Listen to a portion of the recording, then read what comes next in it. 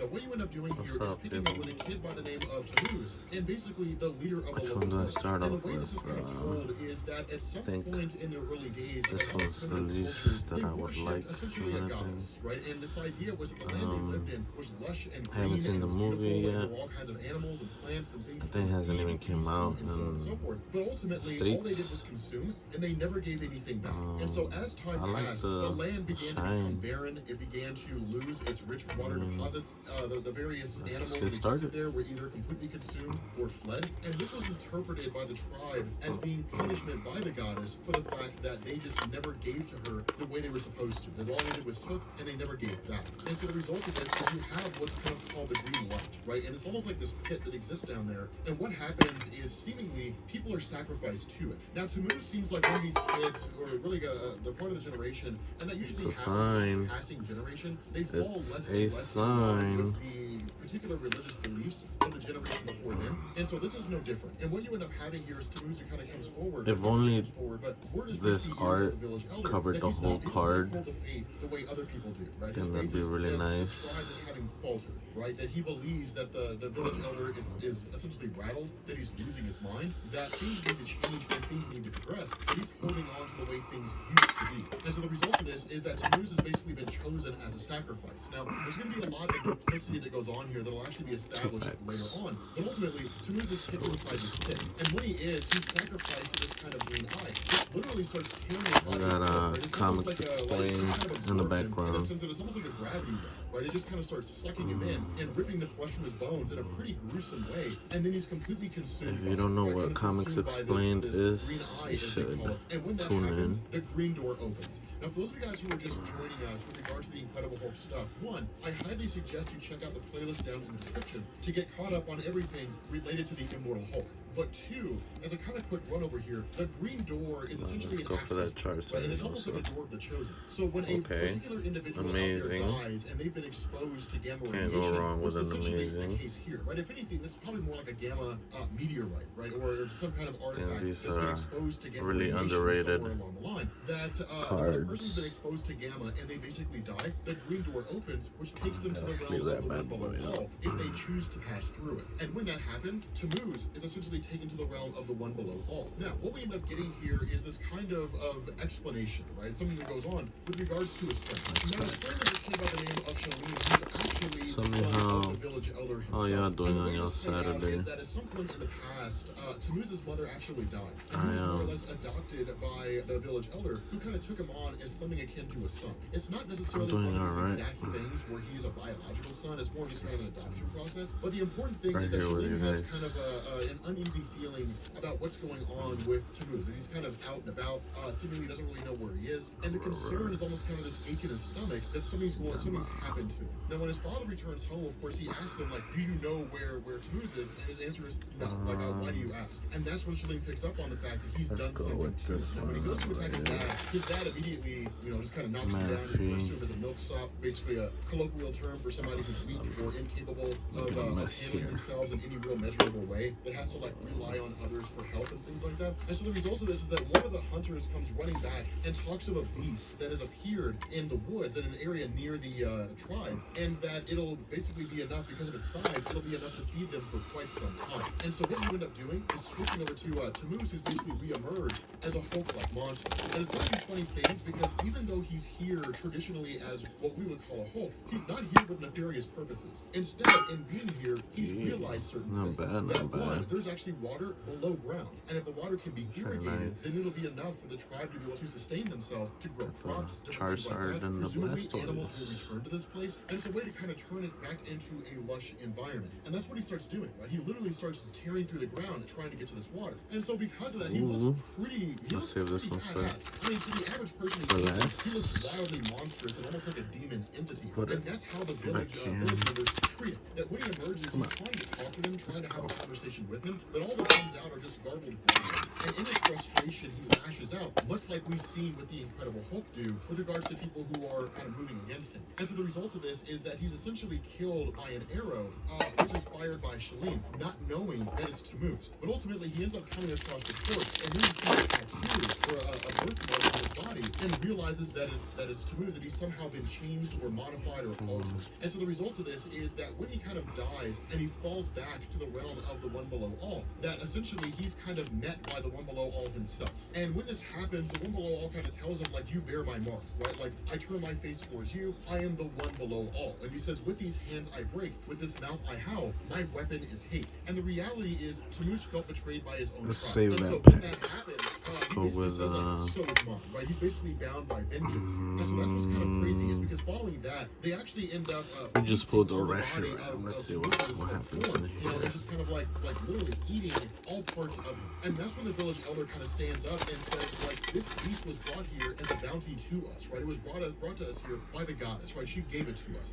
And that we destroyed it and we killed it, so it means that she still cares about us. It's a gift. She's simply just testing us, right? She's putting us through these cases with this harsh environment because she wants to make sure that we're worthy. Whatever excuse he chooses to use to, one, essentially maintain his own position, and two, to keep things as they are. The other thing that happens is that as they continue to go through and coins are consume coming this out. corpse, that Shalim does not. But he also begins to notice that one of the eyes is starting to open up. What is it? Variety? Slightly open. And that's when he tells his father, like, no, like, save do not that eat this pack. thing, but they consume it anyway, right? They're consuming the gift of the goddess that's given to them, and the hope that by consuming the gift that she's given, they're essentially offering, right? They're giving something back. They're showing appreciation. And then in turn, their realm will start to kind of grow back to the way that it was before, that, you know, life will return, so on and so forth. And they can go back to no longer living such a harsh and terrible life. The exact opposite happens. That as they consume this corpse, it literally starts to destroy them, right? It starts to kill them and break them all down until essentially the eye completely opens and Tammuz starts to reform, right? Because now he's essentially an immortal Hulk, given that gift by the One Below All. Like, he literally starts to grow, starts to reform, and then turns his vengeance to Shalim. Now, for his part, Shalim really didn't know that it was Tammuz. Like, he really had no idea that it was his best friend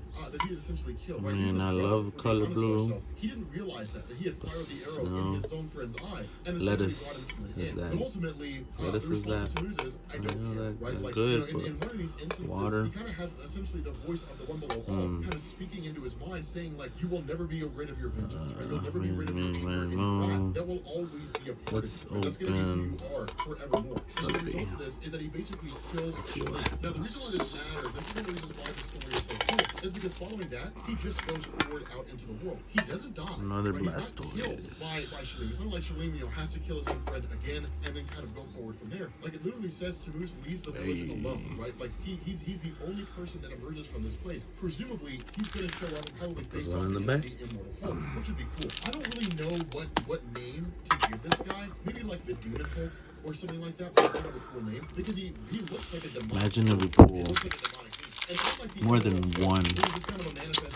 shiny VMAX Charizard.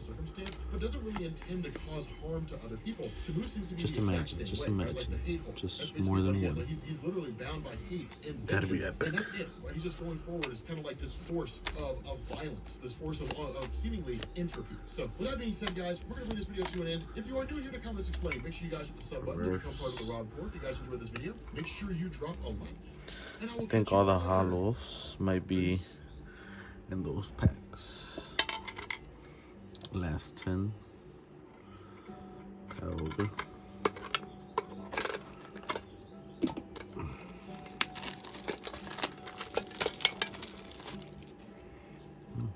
Got this right here too.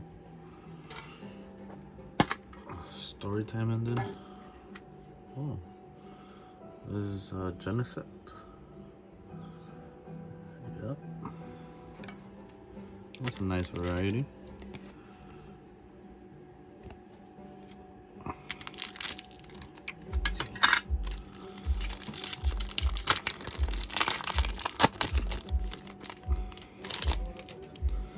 In the next video, I'll probably be opening up both sets of the premium collection for that has this guy and Crobat.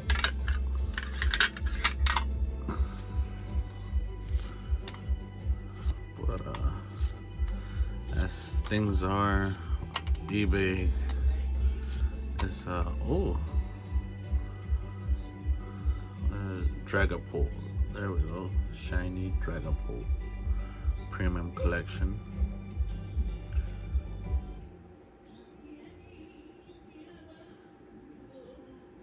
That's nice. What's going on, guys? And Crowback. If you guys enjoy my content, make sure you hit the subscribe button and make sure you hit that little bell so you I never miss should out go on for my them on sex eBay. toys. They go for $50 a piece, so $40 actually out for retail, for but week, everybody knows how that problem's going on. And I've been trying to find a way to see if we can make it work. So what we're going to do for this whole week eBay is pretty cover much. the event of Fear itself. And this is going to be like a background series of videos. I'm going to try to see if I can win auctions on it. I mean, Sunday. And so normally yeah, we should be covering X-Men and Green Lantern, but I've been getting a house remodeled and all kinds of good stuff, and that one probably not. By next weekend, I'm kind of curious to see how people will respond to this. Now, have a really nice is an interesting story. card opening. So when Joe Quesada took over Marvel Comics in the early 2000s as editor-in-chief, basically from 2000 going forward, it was designed these are really underrated. Right? And then we went into Siege, and then we had like Dark Reign, Siege, the Heroic Age, and then we go into Fear itself. And the Heroic Age was designed to basically say, here's heroes being heroes. Initially, it was like all these different characters and teams got one-shots, and then we had like these Heroic Age miniseries and so on. But it didn't last all that long, because in reality, people had kind of liked the darker tone of storytelling. Like stories like Civil War, Secret Invasion, things like that. People somewhat enjoyed that. The other half of this was that by the time 2011 and 2012 came around, Marvel was planning out Secret Wars. And so the result was that Jonathan Hickman's Avengers, the New Avengers, picked up shortly after this, and then just started going forward with the collapse of the multiverse. So there wasn't really a lot of time to sort of restore heroes back to what they're supposed to be, quote unquote. Instead, it was just kind of sticking with what worked. For the first one. First Charizard cover pack out of 10. Let's see what happens. Smith is the daughter of Red Skull, and her character originally appeared back in Captain America comics in issue number 290, really 289 going into 290. But she was basically this idea that Red Skull wanted an heir for himself. And so with this in mind, what cards are falling here is that Cynthia Schmidt is pile going on. Now the original intention Shout out to Unlisted Leaf. But ultimately her life was spared, and he started raising her to become his own protege. Now this comes after Ed Brubaker's Captain America run. And the reason why I say that, the reason why it matters, is because during that run, that included basically the I got one of these events that went into the death of Galarian Rapidash boxes things like that, but from Target. In quote unquote Red Skull. Got a hollow. And so Cynthia Schmidt, it was really kind right of before they and it was a way to bring her implemented that as a potential replacement for the Red Skull. bogus. Which, of course, as you know, didn't work. That's one of the things. You read comics long enough, one of the things you learn is that nothing ever stays changed forever. Dang, and so how about instance, what she's not selling Pokemon? For the meanwhile, I guess.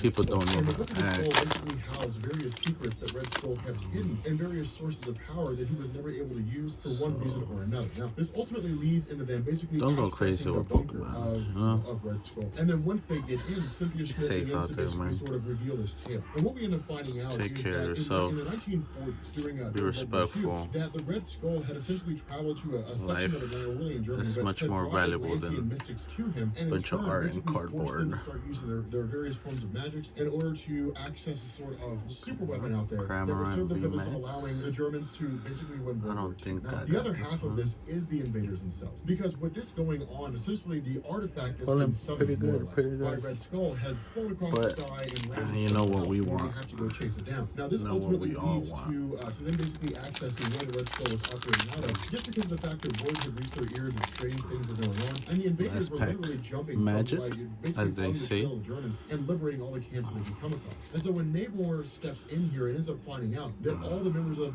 these various Atlanteans have essentially all been killed, it's a big to do, because one of the things to remember is that when it comes to Namor, he is fiercely protective of his people. As Prince is basically the ruler of Atlantis, he'll go to the ends of the earth. Now, from here, picking up with Red Skull, as well as the rest of these German forces, once they arrive here, you've also got the invaders hot on the trail. Because by this point, the various folks in Germany have basically said, hey, look, here's what's going on. A couple more to the collection, and so on and so forth. Not what we wanted, but the hunt will continue. And the initial indication is that it's a hammer. Y'all stay safe. Red Skull cannot pick it up. He can't lift it. Now, this is not the hammer of Thor. This is a totally secret hammer that no one's ever known about before. And so the result here is that Red Skull's response is to basically say, no one can know